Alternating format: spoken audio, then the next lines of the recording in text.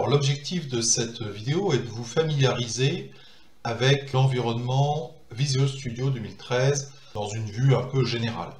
Vous pouvez être perdu ou perturbé, notamment lorsque les fenêtres qui s'affichent ici ne s'affichent plus. Donc, pour une raison quelconque, vous avez fermé ces différentes fenêtres, et hop, vous arrivez sur un écran comme celui-ci, et vous avez beau aller sur Afficher, page de démarrage, vous rechargez votre application, et rien n'apparaît. Donc c'est assez perturbant. Le plus simple dans ce cas-là est effectivement d'aller dans Afficher, et demander d'afficher l'explorateur de solutions. Vous aurez l'occasion de découvrir très concrètement à quoi sert l'explorateur de solutions, comment il peut nous aider, mais dans un premier temps, vous affichez simplement l'explorateur de solutions, et après vous double-cliquez sur programme.cs, qui est généralement le programme que vous utilisez par défaut. Vous avez aussi la possibilité d'afficher directement le numéro de ligne. Là aussi, bien sûr, sur un exemple aussi ridicule, l'intérêt n'est pas flagrant, mais sur des programmes qui sont très très longs, des programmes de 500 voire 2000 lignes, évidemment, c'est beaucoup plus pertinent. Donc pour cela, il faut aller dans Outils, Options. Ce qui nous intéresse, nous, c'est les paramètres de l'éditeur de texte, et notamment l'éditeur de texte de C#.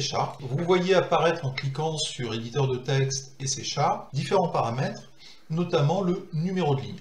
Cochez numéro de ligne, faites OK, et hop, vous retrouvez instantanément ici le numéro de ligne qui s'affiche. Vous avez bien d'autres paramètres d'affichage qui sont disponibles dans ces options, puisque vous avez notamment, si je remonte un petit peu, dans l'environnement, vous avez la possibilité, par exemple, de changer la police ou les couleurs de vos écrans. Certains aiment, par exemple, avoir un arrière-plan sombre, voilà, par exemple, et des polices claires. Ça, c'est des goûts vraiment personnels. Moi, je vais garder les paramètres par défaut. En dehors de ces aspects d'affichage, vous avez aussi IntelliSense. Alors, qu'est-ce que c'est qu'IntelliSense? À chaque fois que vous tapez quelque chose, l'éditeur analyse précisément ce que vous êtes en train de taper. Et c'est vraiment très puissant.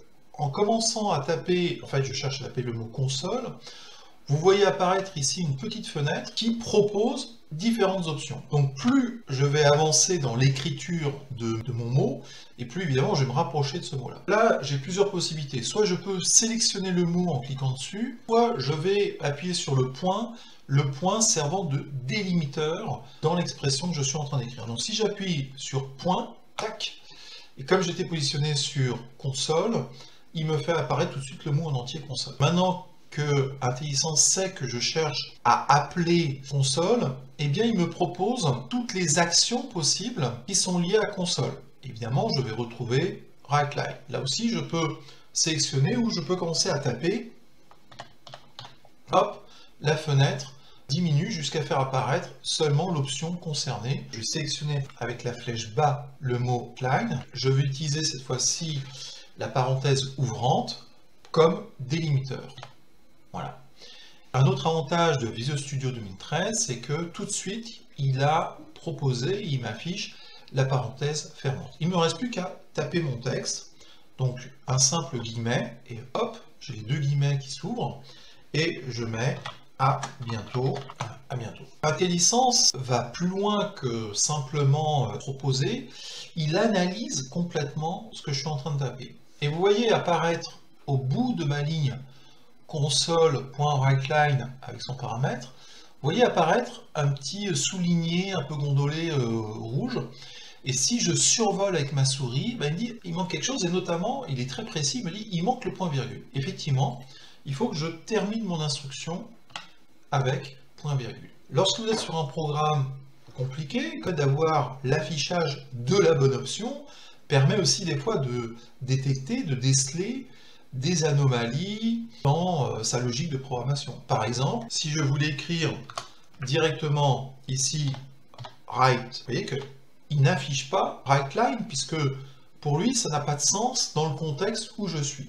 Vous avez l'indentation. Alors, l'indentation, c'est effectivement, vous voyez, il y a un décalage qui apparaît systématiquement et qui facilite la lecture. Si par exemple, je voulais aller saisir encore une troisième ligne, je commence à taper ici, donc console, j'appuie sur point, j'appuie sur WriteLine. Vous remarquerez aussi que ce n'est pas innocent, il m'a proposé par défaut WriteLine, c'est-à-dire qu'il a vu que j'aimais bien écrire WriteLine, encore guillemets, bye bye. Voilà, et je termine par le point virgule. Vous voyez que dès que j'ai terminé par le point virgule, l'éditeur a automatiquement incrémenté et positionné mon message au bon endroit. Pour vérification, je vais cliquer sur démarrer, mes messages qui s'affichent correctement. Alors, il existe aussi des aides visuelles qui vous permettent de mieux savoir quelles sont les parties du code sur lesquelles vous êtes intervenu. Très concrètement, vous voyez ici apparaître une colonne verte qui indique tout simplement les lignes sur lesquelles j'ai fait récemment des modifications et ces modifications ont été enregistrées.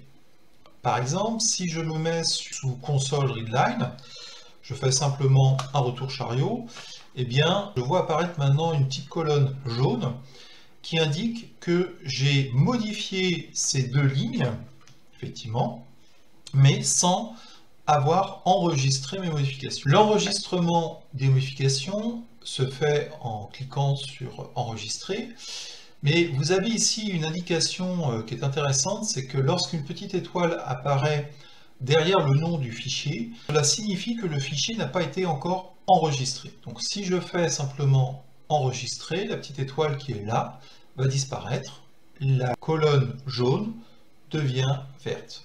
Une autre aide visuelle intéressante concerne l'utilisation des sections. Vous voyez que lorsque ma souris se déplace sur le côté, eh bien, un lit grisé apparaît dans le fond de l'écran, ce qui permet visuellement de repérer l'endroit sur lequel pointe ma souris.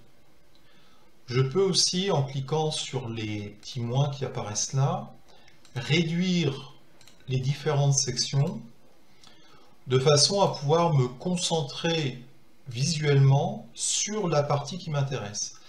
Mais ce qui est intéressant aussi, c'est que malgré le fait que, par exemple ici j'ai réduit, si je survole le petit carré avec les trois petits points, je vois apparaître le code, les lignes présentes dans la section qui a été réduite.